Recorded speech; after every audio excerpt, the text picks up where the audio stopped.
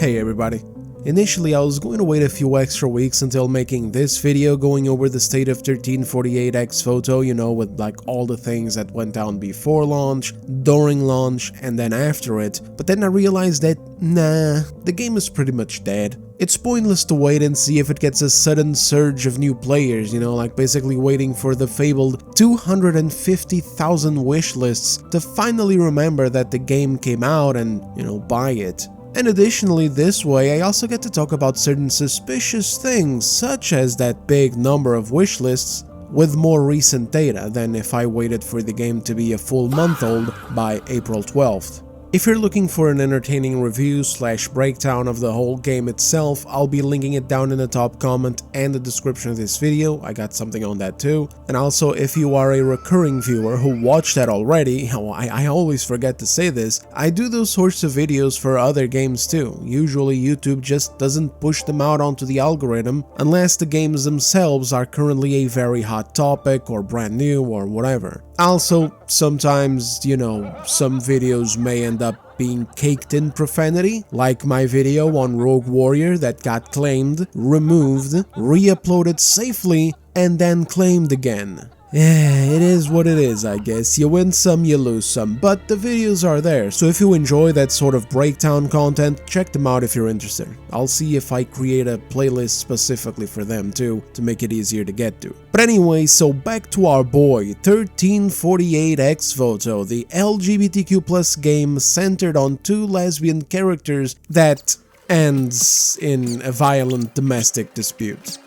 Absolute Cinema, a game that is solely popular because of how much of a meme it is. This is honestly a fate worse than a quiet flop. I mean, a flop is a flop. Like, I bet that there's a lot of indie developers out there who get their hearts broken by their games doing very poorly thanks to next to no recognition or popularity. That has to suck, but when your game is actually widely recognized and popular, but nobody's playing the damn thing because the reason for that popularity is people are just laughing at it, man, that's gotta hurt. It's even funnier when considering that what I said in my review about this game being so bad that even the modern audience wouldn't want it ended up coming true. This game is so heavily modern audience coded, so devoid of anything that is meant to appeal to players, so focused on subverting everything in this goddamn planet, that there's even quote-unquote woke outlets out there criticizing this game for failing so hard at delivering the gay, modern, gender studies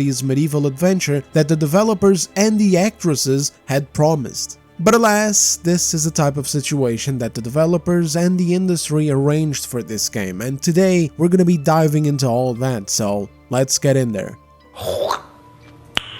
Nice. This game was astroturfed to hell and back. This is actually a really important element about everything that happened to it. If you followed the history of the controversy around this game, then you already know about that one thing where they basically inserted themselves into a massive social media drama by piling onto a bunch of outrage that another indie game was receiving at the time. And if you don't know about all this, then I'll keep it as short and sweet as possible. So there was this other indie game called Knight's Path, very small independent project being made by around 5 people. It's set in a low fantasy medieval setting inspired by the Holy Roman Empire. This game got a nice bit of an algorithm boost and started making the rounds. People asked questions about it and the studio's answers pissed off certain people online. For instance, when someone asked if you could create your own character and play as a woman, the studio said no, you play as a young man named Alric who is a squire to a knight. This alone was a critical hit on game journalists. They immediately got mad like, oh, hell no! No female character? This is a right-wing grifter game. Paul Tassi from Forbes got triggered over it, straight up. Eventually, they also shared this image of a pretty girl that is going to be in the game. She's going to be a romance option for the player if they choose to engage in that side of the game, since it's going to be a bit of an RPG. Some people asked if there would be a male option too. In other words, a gay romance option, and the studio answered no. A lot of people who hate this game keep lying about this, by the way, but we'll get to it in a second. At some other point, someone asked if there'd be any LGBTQ+ representation at all, and the studio responded with this comment stating that they have no interest in modern agendas. They just want the game to be fun. This is the thing that blew up and generated a ton of hate towards the game. There was already some from the blonde character alone because, people were calling it an incel game. Apparently, if you're a game developer in 2026 and you just want to have like a normal, cute-looking female character in your video game, you're making a right-wing incel game. I mean, that's it. What do you want me to say? That's how brain-broken some of these people are. You guys now get to choose what kind of audiences you want backing your game, normal people or deranged people. It's up to you guys as developers. It's a little message for the developers out there who may be watching.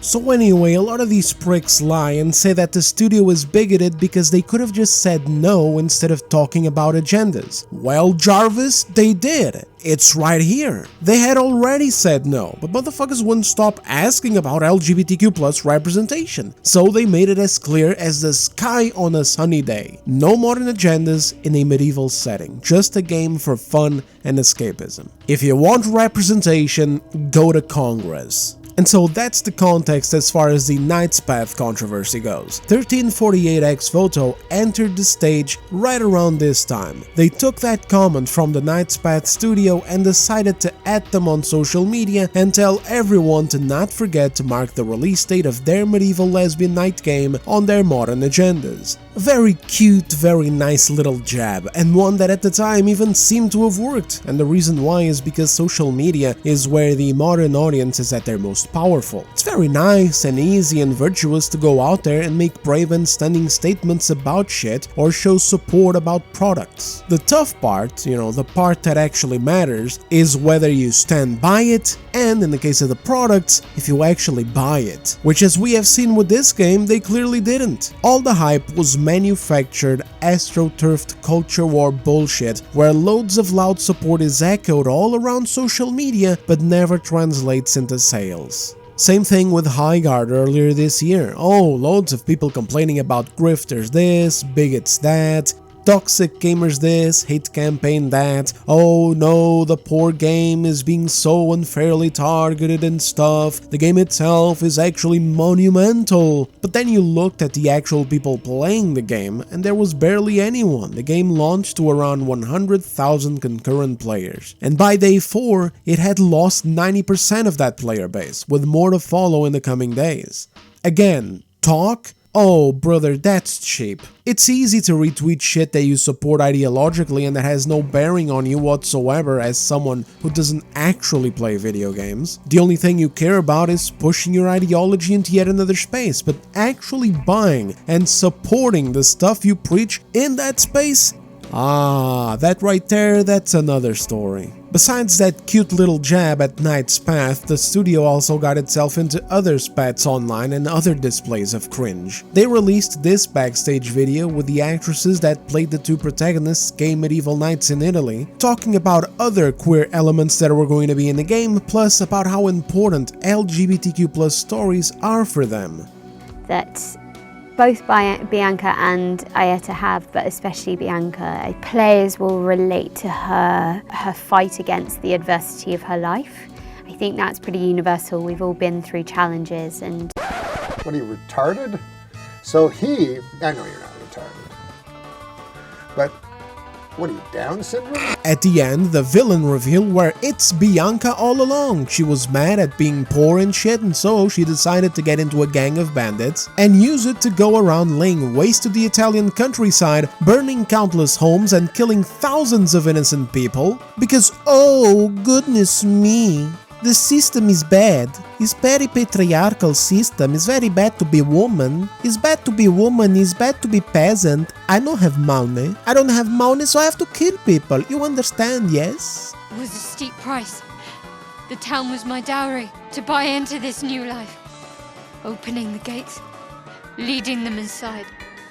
It was a necessary evil. What are you, stupid? I really passionately want to tell LGBTQ plus stories. There's lots about the character that I've never had the opportunity to play before. Ayeta, she's slightly genderqueer in that, like, people mistake her for being a boy and a man, and she's like, yeah, great. It's not a coming out story. It's not your usual fare. The longing, the yearning, the complex, messy relationship. I'm here to tell you right now, we don't care. Let me tell you something. We don't care. Jerry.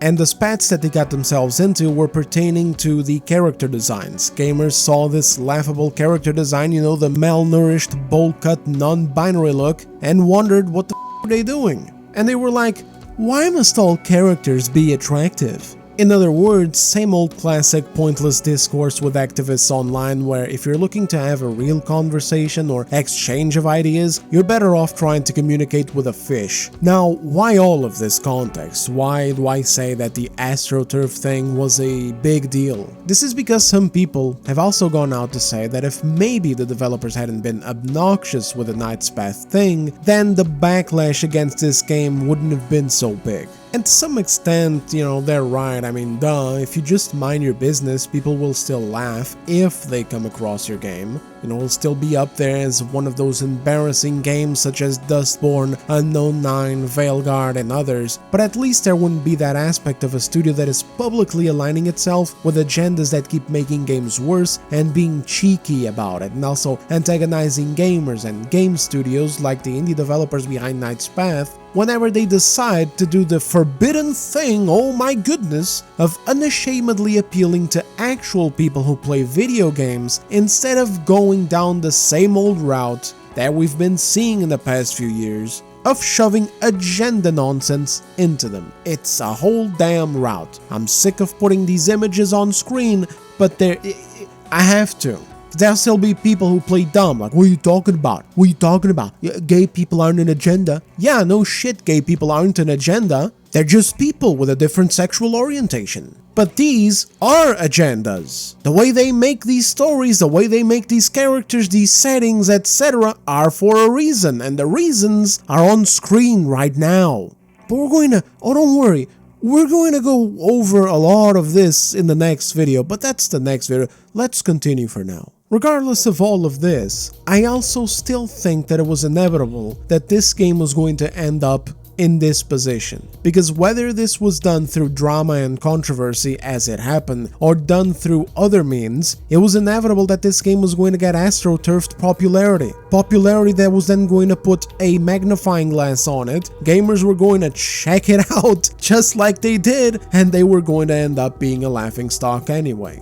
Right off the get-go, let's not forget that this was being pushed by big gaming outlets. IGN's trailer upload for it alone reached over 6 million views and dozens of thousands of likes, even though some of it was also thanks to the controversy, of course. But this alone is the type of thing that other major actual indie games don't tend to get. Like, you don't just get major gaming publications like IGN advertising your game when your game is just an indie project. Go ask how many actual independent studios or developers get this kind of treatment. It wasn't just them either. PlayStation also pushed this trailer out there, and the backstage video that they made with the actresses was also posted on PlayStation's account. Something like this would have been completely forgotten and passed by if uploaded by the studio, but through PlayStation it got help from its near 17 million subscriber count. Also, how could we forget, Jennifer English is in this game. She has recently become a bit of an industry darling after getting a lot of notoriety for playing Shadowheart in Baldur's Gate 3 and Mael in Expedition 33. And it's not just love from players that she gets either, she also gets it from the industry as someone who has now made a habit of pushing for LGBTQ+ stories and other such things, using her platform as an A-list voice actress in the industry. Mael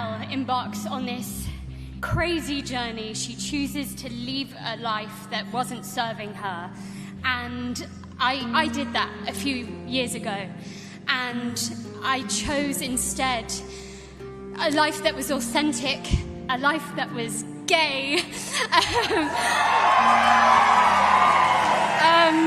I fell in love with a beautiful woman who's crying her eyes out right now. It's really funny.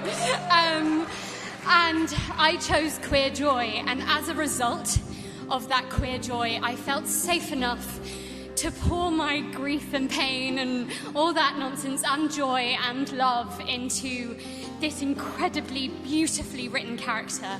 And I am so proud of that, and I just want to thank Queer Joy for that. This is why I don't even bother looking into that whole funding controversy. I mentioned it towards the end of my breakdown video that, as far as I'm aware, there has been no concrete evidence that the funding it received, either via a program or a tax cut, is directly linked to socio-political reasons, such as what was directly visible with Dustborn's funding controversy back in 2024, where it actually says it like readable, like on letter. For Ex Voto, like I said, as far as we know so far, or at least as far as I know so far, this hasn't been explicit. But it's like, I don't even care about the context of that one thing when there's all of these other nuggets of information showing that regardless of where that money came from or how it was attained, this is a game that was going to get artificially boosted by the industry regardless.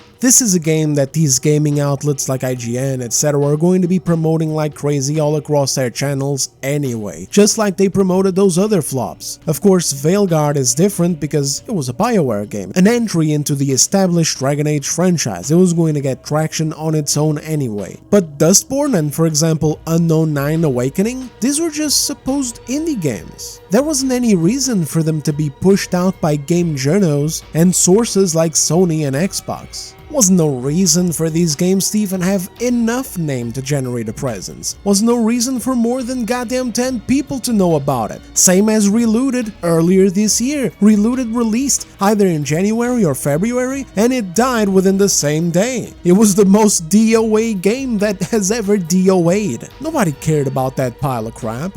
I'm halfway convinced most people playing it concurrently were content creators looking to roast it online, and yet these games managed to break through the notoriety wall. Not naturally, you could say, hey Daz, what about Schedule 1, what about Ball Pit? These were indie games last year that broke through the notoriety wall as well, games made by like one guy. And yeah, but they broke it naturally. They were so good that they rose to the top through word of mouth. These games here, they were breaking the notoriety wall even before they released, because of outlets and sources like these. They managed to crawl out of obscurity and get more social media relevance than even some deserving AA games did, and this is all thanks to astroturfing. It's when this industry decides that they want to make a game look appealing, look like a winner, based solely on whether they represent the right kind of values that the industry wants us to consume, even if it's a total embarrassment of a video game. So honestly fellas, whether they had thrown the gauntlet into culture war controversy online with Knight's Path or not, I think we would have ended up right here anyway, because these outlets would have done what they did for all of those other games. Hell, in a way, they're still up to it right now. Kotaku was defending it when people were bringing up the funding situation, for example. But let's move on to something else now. Because hey, the game got great pre-launch hype, right? It got a bunch of publicity, even if part of it was bad because, you know, people were sharing screenshots of the ugly characters and calling it the lesbian night game. Still though, a lot of it was positive too. This was even an endearing term that the fans of the game adopted. There were people legitimately excited, you know, they thought that the game was brave and stunning, and they were celebrating that gaming still has wonderful productions for the true modern audience out there, you know, the only audience that really matters, the only audience who plays games, because everyone else is just grifters and chuds who obviously don't play games. So with that said, where are the players? Where are the sales? Here's the state of the game just over 2 weeks after launch. So the all-time peak for this pile of ass was 427 players on day 1. That was it. A few scattered players here and there in the following days. I was one of them, as it took me until day 2 for the game to be fully downloaded. To be fair, the download is small, but I wasn't home. Then it was kinda late, and I was kinda trying to work up the courage to actually launch it, so the day went by. Only by day 3 did I finally start the game, and then I put in 8 hours across 2 play sessions for the sake of my sanity, to fully explore everything the game had to offer so I could be as fair and accurate as possible in my video. So anyway, Big Sharp drops in Stan and it seems nobody else is popping up to play this game. It's pretty much dead, like I said earlier. It gave it all that it had to give, and it's not a surprise at all because you can just watch a cringe compilation of it online and miss out on nothing since the game itself is just painful to play. Just 2 weeks after release as of this screenshot, and yeah, the game has 0 Twitch activity. Ain't nobody even trying to watch this damn thing. I don't even know why I'm talking about it in a video. But carrying on here, another thing that is important to note too is the window on the left here. The one that says stored data. For a game that was hyped up so much on social media, that got 250,000 wishlists, these numbers are atrocious. Though, I mean, you don't even need to look at that, you can just look at the chart itself. Cause what I'm alluding to now in this section of the video is, where's the modern audience? Once again, a game releases geared towards them. A game goes out of its way to actually set itself aside as a straight up modern audience game. It faces hordes of chuds online on Twitter to embrace the LGBTQ+ story lovers out there. In the meantime, it seemed as if it was a brilliant idea to do this because according to the developers, they were getting those hundreds of thousands of wishlists. It was even funny because I just remembered this. Knight's Path was just minding its own business, right? You know, they were doing their thing, promoting their game, they got a little algo boost, and they started getting a bunch of wishlists. So they announced those wishlists. They were like, hey man, we got 100,000 wishlists, yeah! And then Ex Voto would follow up a bit later like, so did we. So did we. We also got 100k wishlists. Thank you all so much.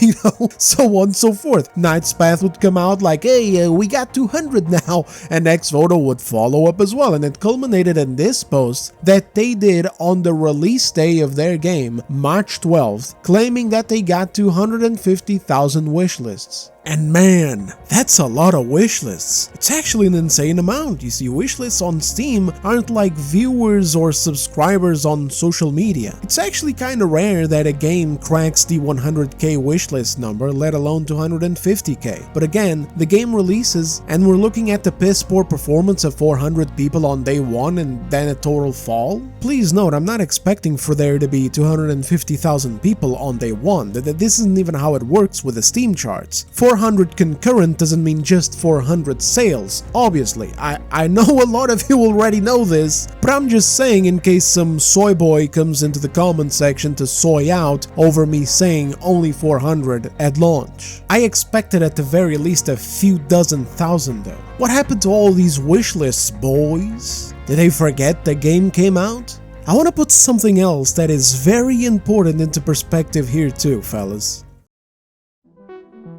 Many times, what happens with wishlists is, not all of them will translate into sales, only a percentage of them will. But what is also a regular thing is for wishlists to happen several months and in some cases even a whole year or more before the game releases. If I go on my wish list right now, I will 100% find games that I'm extremely excited for but that are still TBD, like there's no release date yet, because it's usually indie surprises that pop up with dope trailers on social media saying what they're making, and then, well, that's it for a while. Silence for months and months, sometimes even silence for over a year as developers keep working on the game and players just forget. So naturally, the hype that an algorithm boost generates on social media is normal to kind of die down over time as a lot of time passes and people move on.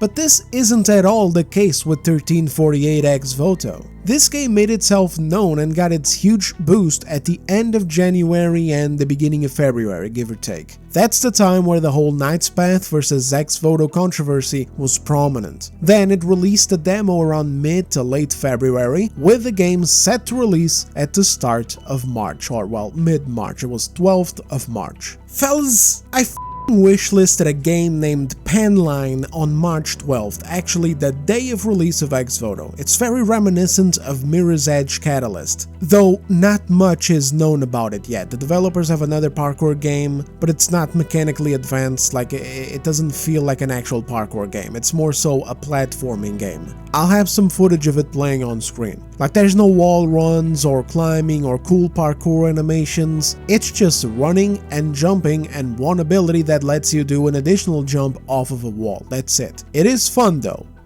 Penline is looking like it's going to be more evolved, and so because of that, I was looking at it on social media, and I got a... Well, I was gonna say something, I'm not gonna say it. It doesn't matter. I'm very excited for the game, okay? And I wish that Penline was out in 2 months, just like this game, 1348 X Shadow, was out 2 months after people wishlisted it. In fact, it ain't even 2 months if you really think about it, it's more like a month and a couple of weeks. I'm hyped as hell for this game. If it dropped right now, I would buy it, even if it was like 40 bones. Remember Fatekeeper 2? It went viral around December last year, I think? First-person hack-em-up / action RPG. I wish it was out already as well, but sadly, it is what it is. This is not what usually happens in the indie market. Indies pop up, they get random algorithmic boosts online, and then months or even years go by and we don't see those games again until they're out. I mean, you can still see them on social media, but the point is, the hype wave that you're riding when you find the game is dead by the time that the game comes out. The world just moves on, but Ex Voto wasn't like this. Controversy boosts it up into everyone's algorithm, it garners 100,000 wishlists in just a few days, and within the next month or so, it apparently gets that number to 250,000 wishlists. Then the game drops while all of this is still running hot, and this is the piss poor result. So I ask again, what's going on here, fellas? Something smells. Where's the dead rat? I smell something rotten, you know, something sticks in here and you can bet your ass that it ain't me. I be out here showering with 3-in-1 Axe Dark Temptation body, face and hair wash. I smell like goddamn chocolate right now. So what's up here, my Italian brothers? Oh yeah, I forgot, the game is from an Italian studio that has global developers working from, you know, all around the world. So I ask again, my Italian and global brothers, what's going on here? Cause something stinks and it ain't me, cause when I made that video on Tony all those months ago, I showered. I started showering right around that time. I hadn't showered in years. He was like, something stink here, and I was self-conscious. I was like, shit, maybe it's me. Maybe I stink. Let me shower, let me prepare my body for Tony, but he never got back to me, but it's fine, whatever. Anyway, moving on. Moving on. Otherwise, new people are going to be listening to this and they're going to be like, what the fuck is this guy talking about? It's a running gag, fellas, calm down. Why are we immediately acting like a game is dead on arrival because it has a woman main character? Dog. You stink. I can smell you. Pattern recognition and the aforementioned studio politics and consultant issues. Oh, you stink. Okay, brother, no problem. I'll get a shower later. I'll even oil up with coconut, brother. I'll do whatever you want. You want me smelling good for you? I will smell the best I've ever smelled. But please tell me about the goddamn activists in the industry. That's what I want to know. That's what's interesting. That's the point here. Tell me about all this shit that I've shown you so far. You don't just get 250,000 goddamn wishlists from hyped people and drop the game while the iron is still hot, and the result is this pathetic excuse of a player count. This is just not something that happens, okay? Something else that isn't adding up either is that even though Steam doesn't reveal to the public how many wishlists a game has, they do have other ways in which you can measure a game's popularity, such as lists on the store like the popular upcoming list that contains games with strong pre-release interests. These things are usually influenced by wishlist volume, page visits, and follower growth leading up to launch. It's not too difficult to feature on the list, like all you need is a few thousand wish lists, nothing crazy, but of course the more you get, the higher you go on that list and the longer you stay on top. With the amount of wish lists that Ex Voto had in such a short amount of time, and with a release date right around the corner, Ex Voto should have been dominating these lists. And that wasn't the case at all either. Any angle that you try to look at this from, the math just doesn't add up on this. And the funniest part is, amidst the whole thing, obviously questions were raised up in regards to the veracity of these claims of having so many thousands of wish lists. And it wasn't just Ex Voto that had people doubting it, it was also, you know, Nightspath. Because of course, the modern audience striked back using the same tactic, like, yeah, okay, well how do you know that Nightspath has so many wish lists? And so the Nightspath developers just came came out and were transparent. They showed a screenshot of things on their end, displaying the data where they do indeed have 300,000 confirmed wish lists on their game. Of course, this post also got traction, just like the other one the last time, but you know what didn't happen this time around? This time around, the Ex Voto developers decided not to engage. They, they went ahead and just stayed out of it. They had a pretty quick and easy ticket to shut down the chuds and the grifters by just showing their own data, confirming those big wishlist numbers, but nah. I guess the social media community manager intern that had the balls to start beef back in January wasn't working that day. So I guess the mystery of how 250,000 wishlists converted into a piss poor amount of players will remain unknown. Besides what we already talked about, where for many of them, it's just social media cringe. The easiness of talking and clicking buttons on Steam, but the unwillingness to follow through and actually support the games. Which is also precisely why the modern audience types and some game journals out there really want Steam charts to get banned. They don't want player numbers to be revealed, they don't want this to be public information. This is going to be more of a thing in the next video that'll be coming out very soon after this, but for years this type of culture dominated this space by basically lying to everyone about what was popular and what was actually what people wanted to play, what was desirable, what was appropriate, etc. Steam charts shits all over that narrative, because these people could very well right now be telling everyone how 1348 Ex Voto is a huge success because, oh my goodness, look at how the post by IGN got 6 million views and thousands and thousands and thousands of likes. Look at how all these other posts about this game got so much traction. Look at how many people talked about the game. Look at how over 250,000 people wish listed it, and there will be no way to disprove it. There will be no way to basically be like, actually, you're a big failure, look at this. That's why they want that banned. They want to be able to keep lying about what is popular, to keep that painful, poisonous culture going on and on and on into the future. At the end of the day, much like that Bloom and Rage game last year where I made my first video asking where the modern audience is, 1348 Ex Voto serves as another example that these people that demand so much of the games industry to bend to their whims, to stop appealing to male-dominated audiences, to shun things like good-looking female characters, to sideline and look down on studios or games that do not sacrifice their content to shove in LGBTQ+ activism or any other kind of ideological stuff, like on this list and other stuff that I showed earlier. Audiences that tend to get so upset whenever a game shows up and contains things that they deem as inappropriate or hurtful or problematic.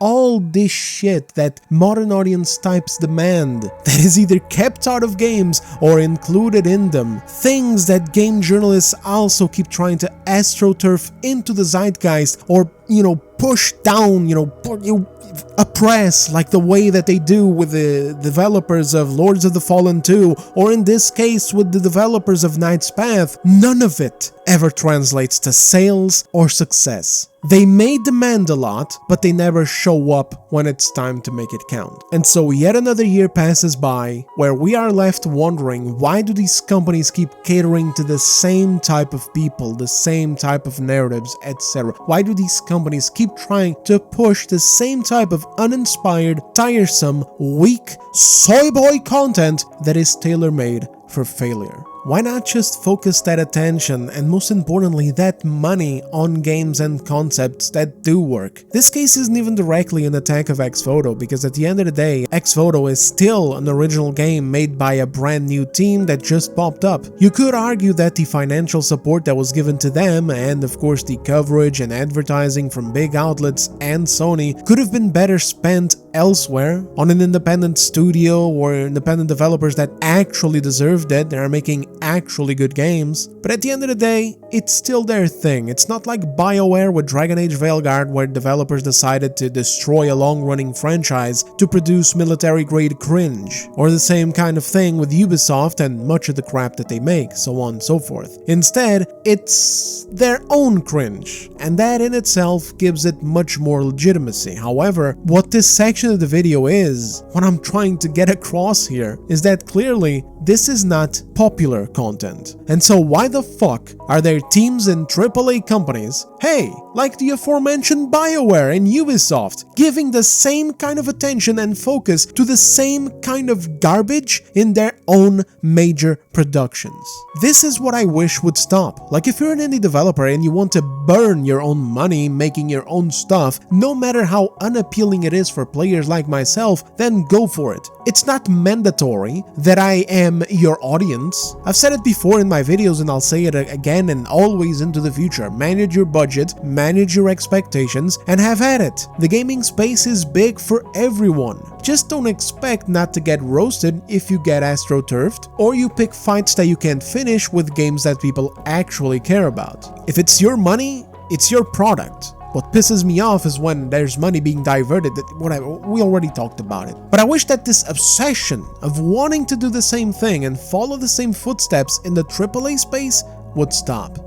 Because it has led to the downfall of many established games, some of which had their studios shut down or suffering layoffs. Just off the top of my head, we saw it happen with Dragon Age Veilguard. We saw it happen with the Saints Row reboot. We saw it happen with the Batman Arkham franchise, which got turned into Soy Squad. Not only a failure because it was a live service game, but also a failure because they allowed Sweet Baby Inc. to turn it into a story packaged with unattractive socio-political bullshit that disrespected the heroes. It's funny how you can even draw straight lines to Ex Voto from it. In Soy Squad, the developers thought it'd be a great idea to have a moment where a villainous character drops a moral high ground monologue geared towards generating sympathy or empathy towards the villainous character that was a straight up murderer. They did this to villainize the heroes of that universe and then kill them, not in a fun video gamey standpoint, nor an alternate storyline type of standpoint, which can usually be interesting, such as what they did with the Injustice fighting games. No, they did it from an ideological standpoint, where these out-of-touch, delusional activists think that there's actual value in placing Harley Quinn and Joker, two unhinged killers, above Batman, because Batman is a figure of authority and order, right? He helps the police. So basically, two psychopathic nutcases over the paragon of justice that caught them and refused to kill them in hopes that one day he would be able to rehabilitate them despite all of the goddamn suffering that they caused in their world. You had a good run, Brucey. Flying around Gotham, punching bad guys, cleaning up the streets, causing long-term mental and emotional damage to everyone you knew. It's our turn now. What are you, Down syndrome? This is the type of shit that activists in Sweet Baby Inc. and even in these studios now put to paper, and then they look at it and go, oh yeah brother, we are cooking. They thought it was gonna go so hard in the game, and instead it became an even bigger slap to the face and laughing stock than the stupid ass live service gameplay itself. And in Ex Voto we have, at the end, the villain reveal where it's Bianca all along. She was mad at being poor and shit, and so she decided to get into a gang of bandits and use it to go around laying waste to the Italian countryside, burning countless homes and killing thousands of innocent people. Because, oh goodness me, the system is bad. It's very patriarchal system. It's very bad to be woman. It's bad to be woman. It's bad to be peasant. I don't have money. I don't have money, so I have to kill people. You understand, yes? What are you, retarded? And even then, these deluded writers thought it'd go real hard, or rather real emotional, if they forced this stupid narrative of the player empathizing with poor little Bianca and what she went through as an excuse for her inexcusable actions. Even now, I would forgive your betrayals. Of the others. Of me. Of us. Did it mean so little?